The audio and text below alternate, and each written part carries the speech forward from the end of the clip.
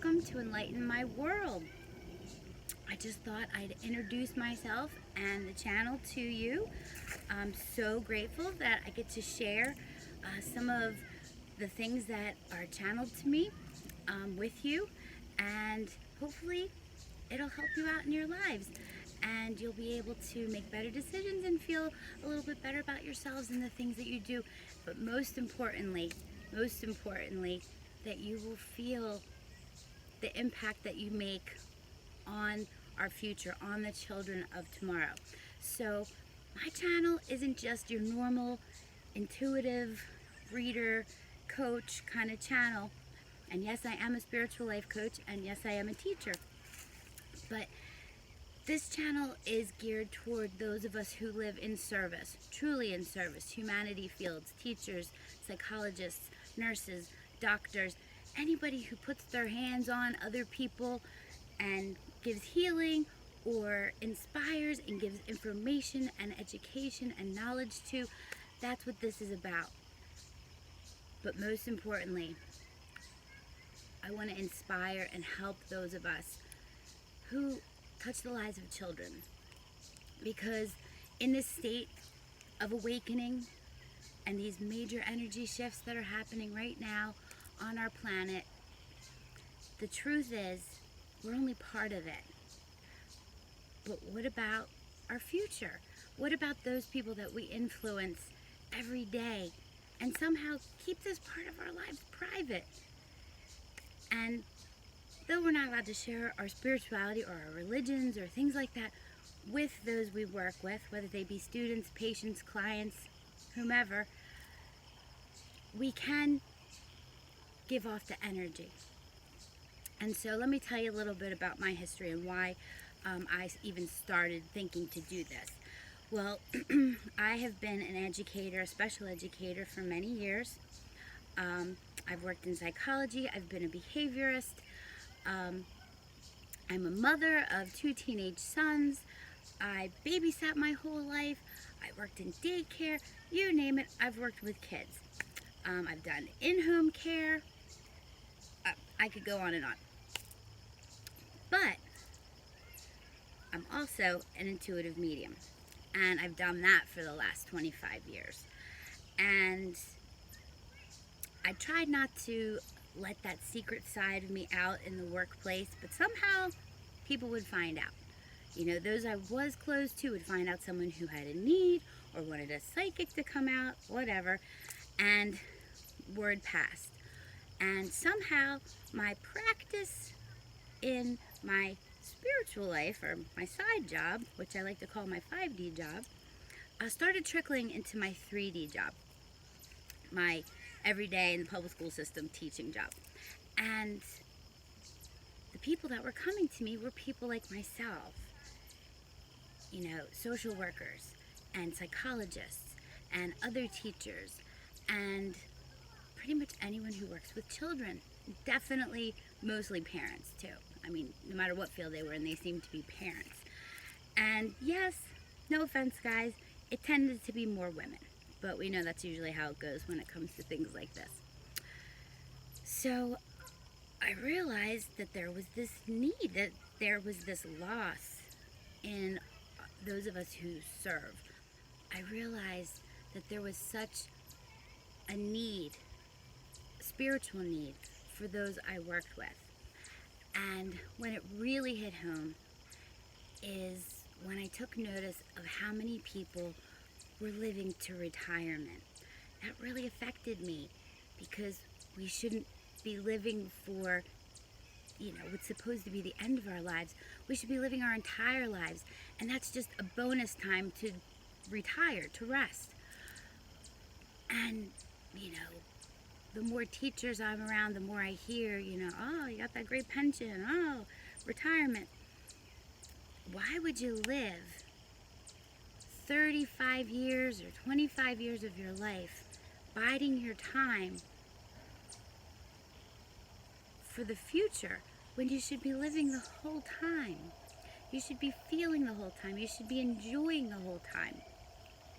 We get so bottled down in what's about to happen or what's going to happen down the road, that we forget to live today, in this minute, which is the only minute that truly exists. Because the past is the past. It's now a memory, subjective, in my mind, in your mind, in their mind. It doesn't exist other than a thought in our head. And the future, well, the future hasn't happened yet, therefore it doesn't exist. All that exists is right now, in this minute. And those of us who are forced to be responsible for others and, make schedules for others and make sure others have their bedtimes and make sure others are meeting their benchmarks developmentally, in school, at home, wherever, in the doctor's office, we spend so much time focused on them that we forget about ourselves. And then maybe we start to realize about ourselves. So maybe we might take a yoga class, or maybe we might start working out or running or whatever. Maybe we start a diet and we get an hour a week to go to some diet program. But that's only devoted to us, and our life is about other people. So how do we incorporate what makes us tick, what makes us, those of us who are light workers, who are empaths, who affect the lives of others? What enriches us, what makes us feel good, is what we share with others. So taking time to ourselves, that's not a realistic thing for people like us. But somehow we forget that we can take time for ourselves while we're sharing with others. So in doing the many, many readings that I've done for people like myself, I recognize the need to be awakened in each of us. Not just me, not just the lady down the road, in all of us. Did you ever notice, no offense guys, that the people who've reached enlightenment are never women? They're never mothers? You ever notice that? There's a reason. Because it's real easy to reach enlightenment when you only have yourself to worry about. When you don't eat. Oh, well, I'll have an apple I found on the side of the road. But when you're having to take care of and prepare for other people and are responsible for their lives, there's a squirrel up there that's very not happy with what I'm saying. He's trying to plummet me with acorns. But if I lived an isolated life, and I lived a life that was, like Cain walking, in Kung Fu, barefoot, to who knows where, went, that would be amazing. Of course I would reach enlightenment. All I'd have time for is anything I want. Meditation, walking, being in nature, being naked, swimming in a lake, whatever. Eating leaves. But when I have responsibility for other human beings and their well-being and their nourishment and their inspiration and making them good human beings who will be contributors to society, well, when is it time for me? And somehow, with all that, we become bitter, and we become tired, and we become restless, and we start living for 20 years from now. Because that's when our kids will be grown, and that's when we'll be able to retire or have enough money to retire. Have enough money. Enough. Enough shouldn't exist. That term shouldn't exist. Because when we put the idea, I don't have enough, in our head, we continue to not have enough. And that's all we do when we're in the lifestyle where we serve others and where we take care of others and where we feed and keep healthy others. We forget about ourselves. And what Spirit always brings to mind when I'm doing a reading for somebody personally, I get this picture in my head more times than I care to admit. But it's the airline stewardess thing that she reads the pamphlet about the safety precautions. And what's the first thing they always tell you? When the oxygen drops down, make sure to put it on yourself before you put it on any children or dependents with you. Because if you don't have oxygen and you pass out, everybody dies, right? Why don't we live that? We forget that. So it is my goal, and I hope you enjoy it, that I can give you some tips and I can help you to be abundant, to manifest, and to share this with those we actually inspire to be better human beings. Why are we just learning to be enlightened ourselves? Why aren't we sharing that out and teaching it to those who we make impressions on, those we influence every day? You know, we can say stuff to each other as light workers, as empaths, but are we saying it to the future light workers and empaths? And maybe some of you do, and oh, look at all the shadows on my face. Maybe some of you do, and that's awesome.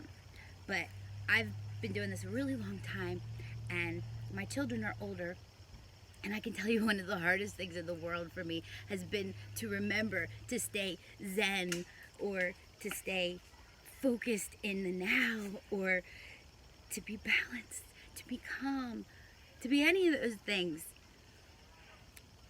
when I have children, because they kind of take away from that. They take your mind away from that. And in a classroom, forget it. You know, in a doctor's office, forget it. In the hospital, forget it.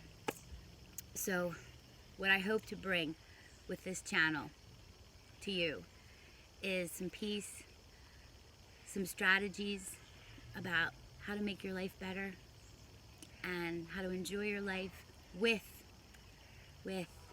those that we love, and how to build time into a hectic, crazy, insane schedule to do these things. And it is possible. I promise you, it truly is. And if you just do a little bit of them, just a little bit of them, you'll start to see change in your life, and it'll be for the better. Okay? So I wish you all the best today. Have a wonderful, wonderful day. Get outside in nature, even for 5 minutes if you can. And I love you. Peace, blessings, and big hugs from Nikki.